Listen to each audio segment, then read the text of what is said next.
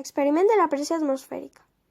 Per a fer aquest experiment tenim que posar un poc d'aigua a una llauna d'alumini. Després, la llauna es té que posar al foc. Quan comenci a bullir i a sortir un poc de vapor d'aigua, es té que llevar del foc i ràpidament buidar el seu contingut. A continuació es posa a un bol d'aigua molt freda.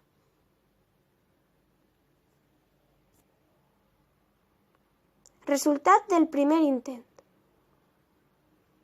Va sortir malament. Intent número 2. Vaig tornar a posar un poc d'aigua a una altra llauna i posar-lo al foc. Després, quan anava a posar-lo al bol, no li vaig llevar l'aigua calenta i es va posar verticalment. Resultat final.